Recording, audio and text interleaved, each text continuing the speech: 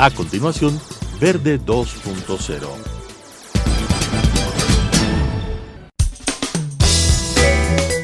Clasificación A. Apto para todo público.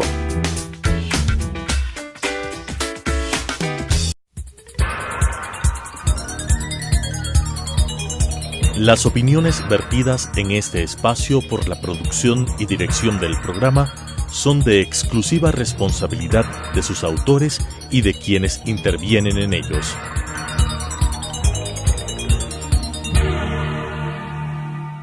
Telesucesos Canal 29 UHF presenta Verde 2.0, un programa de variedades sobre el acontecer ciudadano con la conducción de Claudia Arteaga. Verde 2.0. Gracias por estar con nosotros aquí en Verde 2.0. Un feliz año para todos ustedes. Es el primer programa de este año. Tenemos como invitados a dos arquitectos, un ecuatoriano que es Alex Narváez y quien viene desde Suiza, que es Rafaela Quinn. Ella tiene una maestría en arquitectura en la Universidad Técnica de Múnich.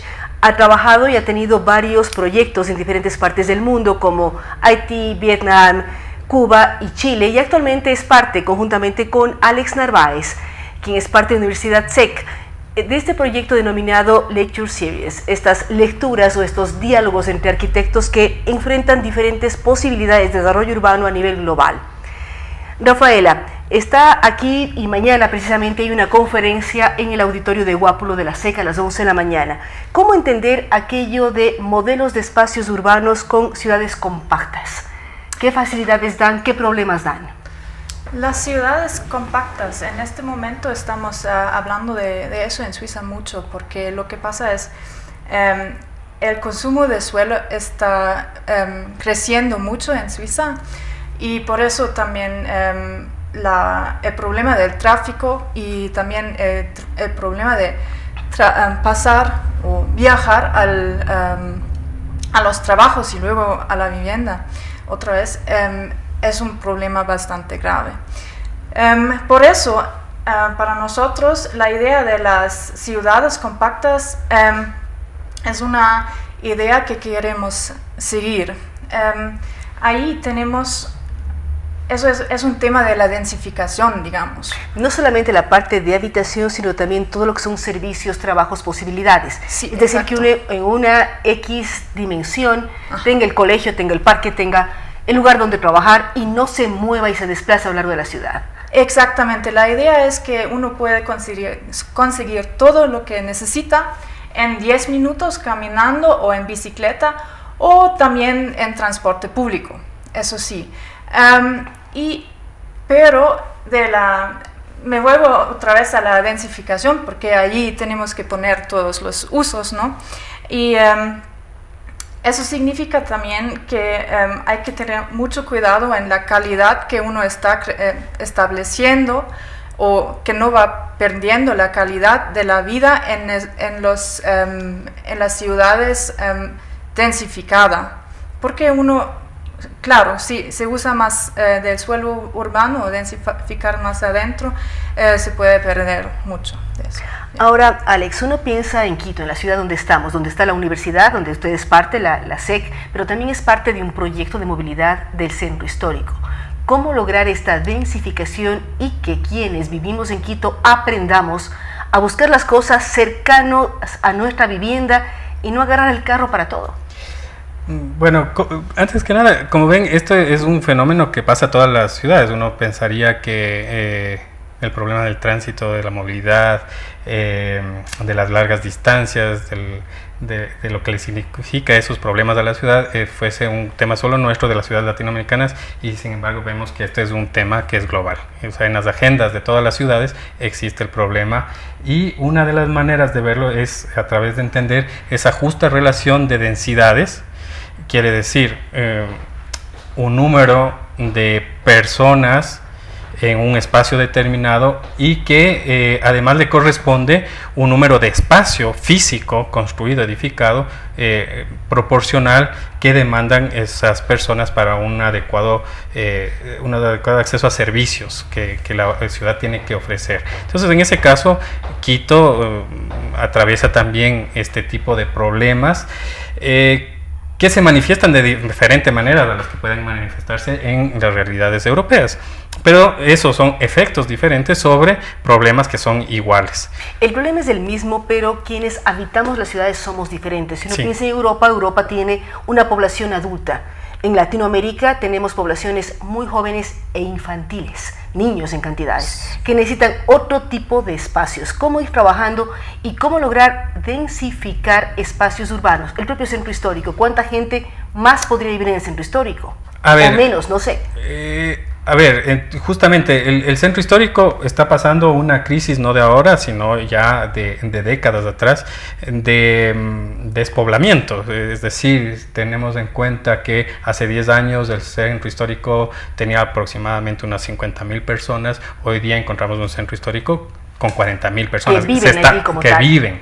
Porque el centro histórico nuestro, por ejemplo, es un centro histórico debido mucho a su condición de capital del país, y además de centro administrativo de la ciudad. Es un centro histórico de usos administrativos, oficinas, hay mucha cantidad de suelo utilizado en oficinas, en comercio, son grandes áreas comerciales de la ciudad, se abastecen como fuentes de bodegas en el centro histórico, por lo que hace que el espacio dedicado a vivir cada vez sea menor. Entonces la gente está viviendo menos ahí. Entonces, devolver a través de la recuperación del espacio público, de la calidad del espacio público, y de entender que hay un rol fundamental en la recuperación de la vivienda como ese motor dinamizador de las relaciones sociales que dan vida a los espacios. Creo que es importante ponerse a reflexionar que ese puede ser una de las claves para recuperar espacios que la ciudad tiene, porque esto de las densidades tiene que ver con que se nos ha hecho creer que la ciudad aquí está en la meseta central sobre la que se asienta Quito, ya está saturada y hay un discurso de irse a los valles, pero no, resulta que la ciudad, esta ciudad nuestra donde vivimos, tiene todavía la capacidad de albergar, pero uno tiene que y con hablar más de mayores sostenibilidad, de densidad y una serie de elementos. Ahora, Rafaela Guin ha estado en diferentes partes del mundo. El problema de movilidad y espacios urbanos es recurrente, con diferentes características, pero todos necesitamos nuevas alternativas. ¿Cómo evaluar el tiempo que ha estado aquí en Ecuador, Quito, frente a Suiza o frente a Vietnam o uno cuando mira en las próximas décadas las ciudades más pobladas del mundo? Son unas ciudades gigantescas de millones de habitantes, que es igual a millones de necesidades, millones de edificios y una serie de elementos. ¿Qué es mejor? ¿Que sean densamente pobladas o que se expandan a lo largo de una meseta, como ponía como ejemplo el arquitecto Alex, o cómo mirar estos temas? En mi opinión, yo creo que las ciudades más densas son mejor que las que estén demasiado abiertas, sí.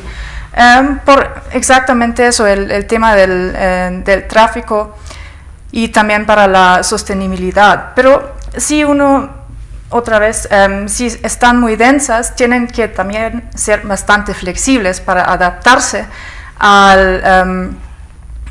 diferentes años y a diferentes usos que quizás van a tener, que vamos a enfrentar, ¿no?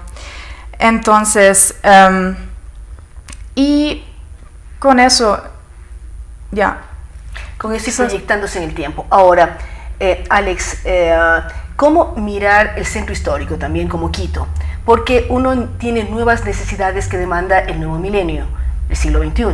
O sea, antes no era pensado fibra óptica, ahora necesitamos fibra óptica. Antes no necesitábamos X o Y cosas y ahora necesitamos tales cosas. Y además queremos soterramiento de cables. ¿Cómo ir adaptando los espacios, densificando la población, pero al mismo tiempo adaptando las nuevas necesidades de esa población? Claro. Que ya se convierten en servicios básicos todos. Eso, la ciudad exige una condición primero de que haya gente que la habite.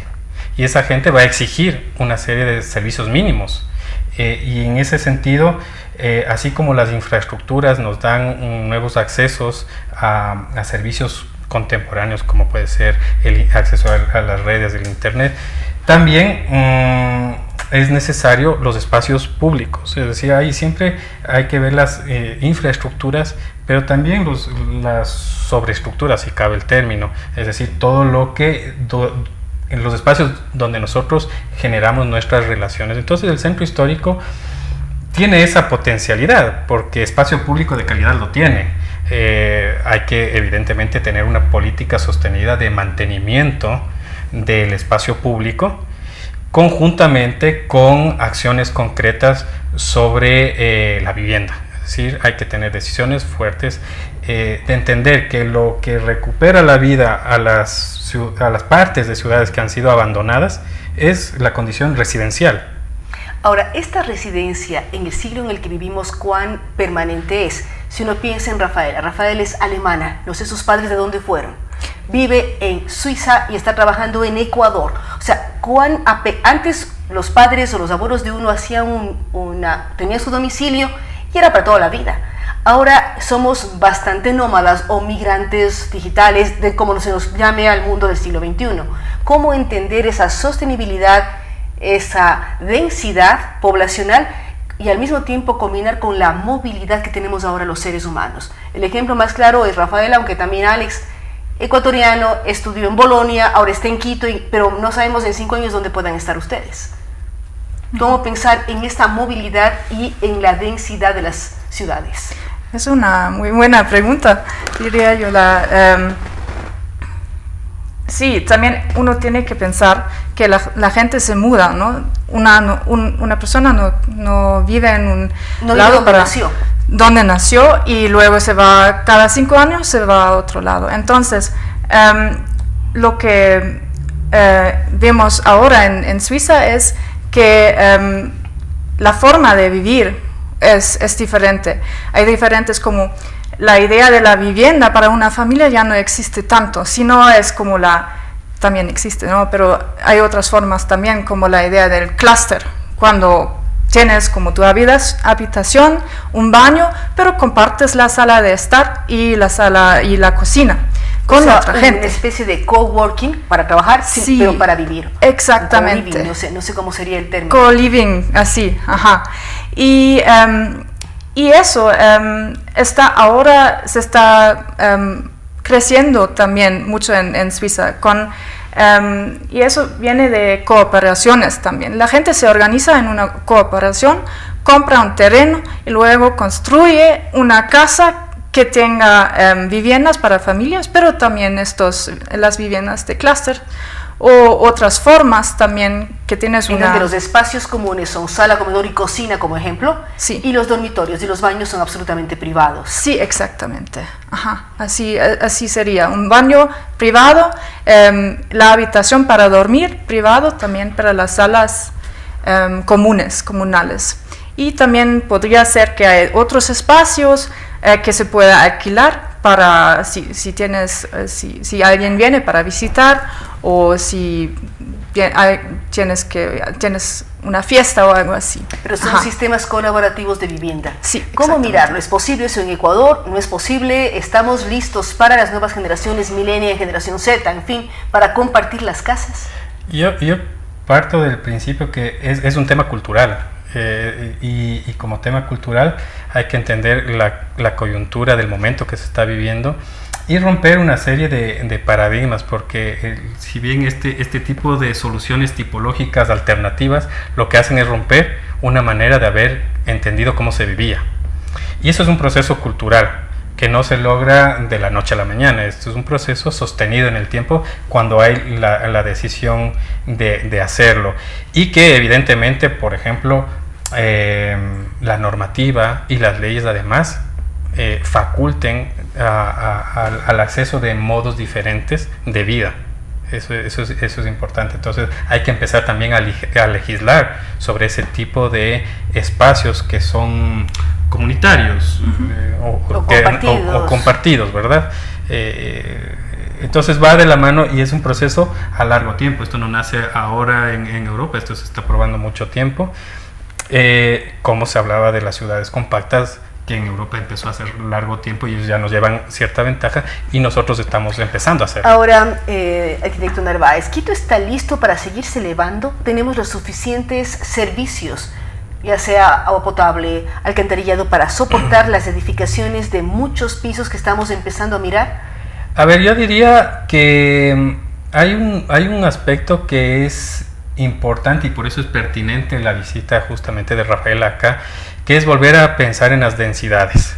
Porque la densidad lo que nos permite es resolver la cantidad de personas que entran en un espacio determinado y cuáles son los servicios y la infraestructura que esa cantidad de personas requieren para tener condiciones de habitabilidad mínimas, ¿no? Y satisfactorias. Quito, yo le puedo decir que no es una ciudad consolidada, es una ciudad que está en conformación, por lo tanto todavía hay mucho espacio para ocupar, para construir en la ciudad edificada que conocemos. No requiere de expandirse hacia los valles. Hacia los valles o las montañas. O las montañas, ¿cierto? Los valles o los cerros, los pies del Pichincha, que cada vez tristemente lo vemos más invadido. No es necesario. Y además eso nos bota un tema sobre sostenibilidad. Es decir, estamos recuperando suelo, que es un recurso no renovable y que además ya está infraestructurizado. Es decir, si nos vamos a esta meseta central, nosotros encontramos un territorio 100% infraestructurizado. Lo que no sucede si nos vamos hacia las laderas o hacia los valles, que tenemos que llevar infraestructuras allá, por lo tanto los costos suben. Pero normalmente los seres humanos habitamos antes de que tenga la infraestructura y generamos problemas de las autoridades locales. O sea, ya vivimos en las laderas sin tener ni agua, ni alcantarillados, ni servicios. Y después exigimos a la autoridad cuando vivimos en lugares que no estaban permitidos, en teoría. Esos son los procesos perniciosos, especulativos, que viven lastimosamente en nuestras ciudades y que nos lleva a una informalidad que se estima que en Quito, por ejemplo, está bordeando el 70% del hecho construido. Y eso comporta un problema ya de política pública. En todo esto, ustedes mañana tienen la conferencia, ¿quiénes pueden asistir? ¿A quién están dirigidas? La presencia de Rafael en el Ecuador, de Alex como parte de la SEC, que están haciendo o recibiendo estas visitas tan importantes de diseñadores, de especialistas. ¿Cómo ser parte de? ¿Cómo saber lo que está ocurriendo? La SEC ha abierto esta serie de conferencias y reflexiones, de espacios de reflexión, abierto a todo el público. Es decir, es un evento que no tiene un costo, que lo que espera la universidad con esto es abrir este canal de diálogo, de reflexión sobre las ciudades que queremos y que sea un espacio para empezar a discutir. Así que la invitación es abierta para todos. Creo que es una gran oportunidad para que todos entendamos que los problemas que estamos viviendo son problemas comunes, que se nos manifiestan de diferente manera. Pero a veces hay el dicho, y que tenemos de muchos, consuelo. Para entender que debemos generar una manera de contextualizar las soluciones probadas, como las buenas prácticas que tienen, pero contextualizando en nuestra realidad. Y eso es un poco las reflexiones que Rafaela nos va a contar mañana.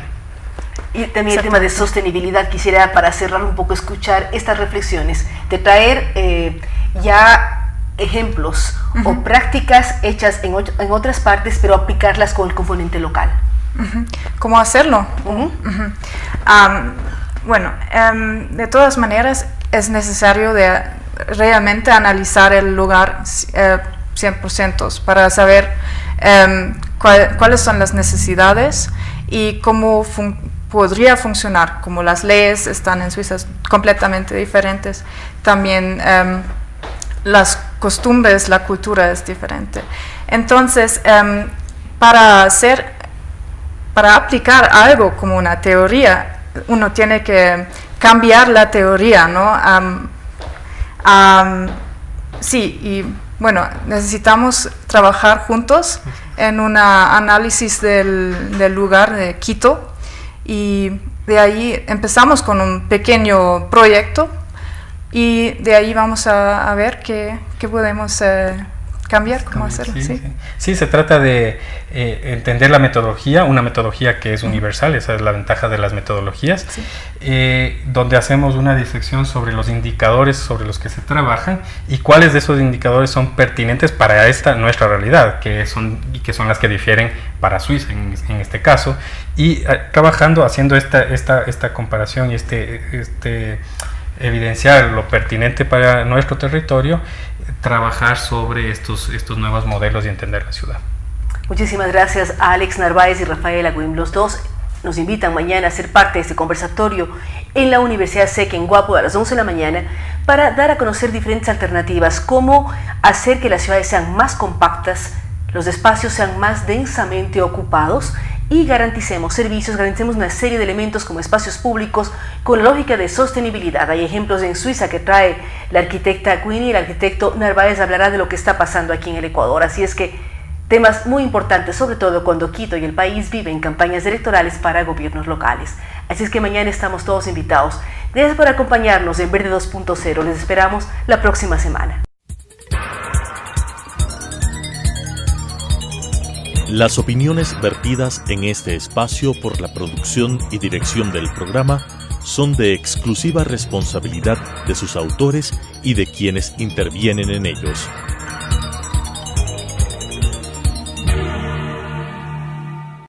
Telesucesos Canal 29 UHF presentó Verde 2.0, un programa de variedades sobre el acontecer ciudadano con la conducción de Claudia Arteaga. Verde 2.0.